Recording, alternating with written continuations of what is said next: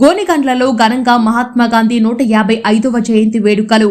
గాంధీ చిత్రపటానికి పూలమాలలు వేసి నివాళులు అర్పిస్తున్న ఎంపీడీఓ సర్పంచ్. కర్నూలు జిల్లా గోనెగండ్ల మండలంలో పలు గ్రామాలలో జాతిపిత మహాత్మా గాంధీ 155వ జయంతి వేడుకలు మంగళవారం ఘనంగా జరిగాయి.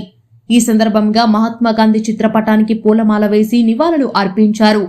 మండల కేంద్ర స్థానిక స్వచ్ఛ భారత్ షెడ్ దగ్గరలో MPDO Praveen Kumar, EO RD Nagesh, panchayati కార్యదర్శి T Satish Kumar, sarpanch Pujari Hymavathi, advocate Chandrasekhar, TDP మండల కన్వీనర్ నజీర్ సాహెబ్, మాజీ కోఆప్షన్ సభ్యులు టీకే బందేన్వాజ్, ఉప సర్పంచ్ రాంపురం కాసిం, వార్డు సభ్యులు అక్బర్ ఆధ్వర్యంలో మహాత్మా గాంధీ చిత్రపటానికి పూలమాలలు వేసి ఘనంగా నివాళులు అర్పించారు.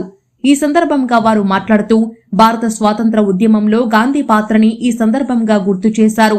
శాంతి అహింస మార్గంలో నడిచిన జాతిపిత మహాత్మా గాంధీ అడుగుజాడలలో ప్రతి ఒక్కరూ నడవాలని హితవు పలికారు.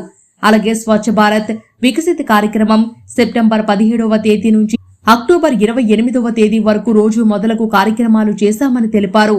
మన గ్రామాల్లో ఆరుబయట చెత్తను పోగు చేసి పంచాయతీ సిబ్బంది ఇవ్వాలని గ్రామ ప్రజలు పిలుపునిచ్చారు. వీటి ద్వారా చెత్తను వ్యవసాయ ఎరువు తయారవుతుంది. ఈ ఎరువులను రైతులు సద్వినియోగం చేసుకోవాలని కోరారు. అనంతరం పంచాయతీ కార్మికులకు పూలమాల, శాలువా కప్పి సన్మానం చేశారు.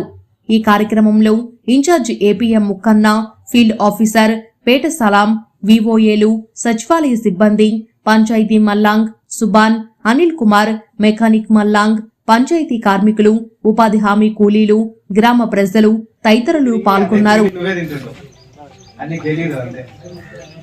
సో శానిటేషన్ ప్రాబ్లము, ఎక్కడ పక్కన పొలాల గుందుతావు, ఆ నీరు పోతుంది, అక్కడ ఏదైనా కొత్తిమీర ఇట్లాంటివి వేస్తాడు, అదే కొత్తిమీర నువ్వు ఇంటికి తీసుకొచ్చి తింటావు. మళ్ళీ చాలా పట్టణాల్లో చూస్తుంటాం మనం, కూరగాయలు ఎక్కడి నుంచి తీసుకొని వస్తారని డ్రైనేజ్ లో వేసి పండించి పొద్దునే తీసుకొచ్చి ఫ్రెష్ గా అమ్ముతారు.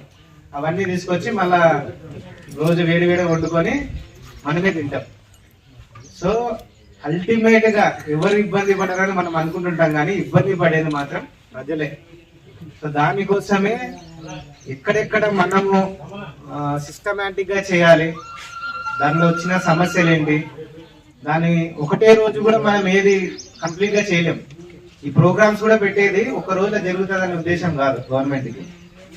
పిరియాడికల్ గా అంటే ఒక రోజు డెవలప్మెంట్ చేసుకుంటూ, ఇప్పుడు అన్నట్టు ఫస్ట్ చెత్త ఇంటి నుంచి కంప్లీట్ గా కలెక్ట్ చేసి ఇక్కడికి తీసుకొని రావాలి. అక్కడ కంప్లీట్ గా కలెక్ట్ చేయాలంటే ఫస్ట్ డస్ట్బిన్స్ ఉన్నాయా, డస్ట్బిన్స్ కూడా మనకు ప్రొవైడ్ చేస్తారు గవర్నమెంట్.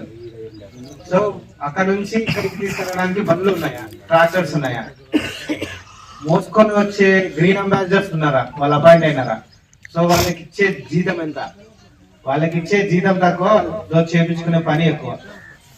సో అందరూ పని చేస్తున్నారా, ఇక్కడికి వచ్చిన తర్వాత దాన్ని ప్రాపర్ గా ట్రీట్ చేస్తున్నామా, అంటే తడి చెత్త ఒక దగ్గర వేసి అది వెళ్ళిపోయిన తర్వాత మనమే జనరేట్ చేసి, పొడి చెత్త ఏదన్నా కూడా అది అమ్మేసి ఇక్కడే పడేయకుండా.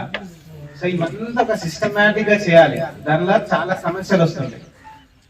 సో ప్రజలకు అవగాహన, ఇప్పుడు మనకు సచివాలయం కానీ గ్రామ పంచాయతీలో కానీ అందరు కూడా స్టాఫ్ ఉన్నారు. సో మాకు దీనికి ఏం రిలేటెడ్ అట్లా అనుకుంటుంటాం చాలా మంది. రిలేటెడ్ అని కాదు, పంచాయత్ సెక్రటరీ చేసే పని పంచాయత్ సెక్రటరీ, మహిళా పోలీసులు ఉన్నారు వాళ్ళు చెప్పాలి, ఎవరైనా చెత్త వేస్తున్నారు ఇట్లాంటివి కాలువలు వేస్తున్నారు అంటే వాళ్ళు చెప్పాలి. ఏఎన్ఎంస్ ఉన్నారు వాళ్ళు పోయి అవగాహన చేయాలి. ఎక్కడైనా ఒకవేళ జ్వరాలు వస్తున్నాయంటే ఆ వీధికి పోయి ఎంతమందికి వచ్చింది ఫీవర్ సర్వే చేస్తారు, వాళ్ళకి అలవాటే. చేసేది ఇంపార్టెంట్ కాదు, చెప్పేది ఇంపార్టెంట్ ఎక్కువ. మన డ్యూటీ మనం చేసి వదిలేయడం కాదు, ప్రజలకు అర్థమయ్యే వరకు చెప్పాలి.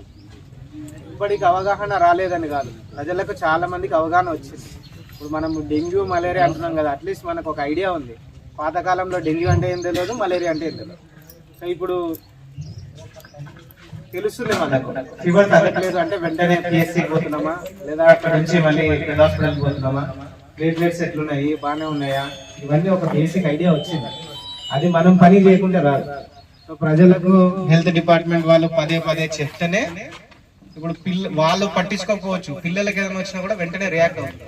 ఇదే కంటిన్యూ చేయాలన్నమాట. సో అవేర్నెస్ ఎక్కువ, పబ్లిక్ కి చెప్తా ఉంటేనే ఇంప్రూవ్మెంట్ ఉంటుంది. సో మనము ఇక్కడ గోనెగండ్లలో ఇప్పుడు ఇంతమంది వర్కర్స్ కష్టపడి పనిచేస్తున్నారు. మీరు ఒక 10 సంవత్సరాల ముందు చూసుకోండి, అప్పుడు చెత్త ఎట్లా ఉంటుండే, ఇప్పుడు ఎంత కలెక్ట్ చేస్తున్నారు. పాపులేషన్ పెరిగింది కానీ కొంచెం సిస్టమేటిక్ అయింది. ఇంకా చేయాల్సింది చాలా ఉంది. దానికి వచ్చే సమస్యలు అదే చెప్తున్నా కదా, ఇట్లా వాళ్ళకి రెగ్యులర్గా శాలరీస్ రావడము, వాళ్ళకు కొంచెం జీతాలు కూడా ఎక్కువ పెంచడము, మనం కూడా డైలీ మానిటర్ చేయడము, ఏమేమి మన గ్యాప్స్ ఉన్నాయి, సో ఎవరన్నా సపోర్ట్ చేయకున్నారా, ఇక్కడ చేసినదంతా మార్కెట్ చేయలేకపోతున్నామా, ఇవన్నీ కూడా చూసుకోవాలి.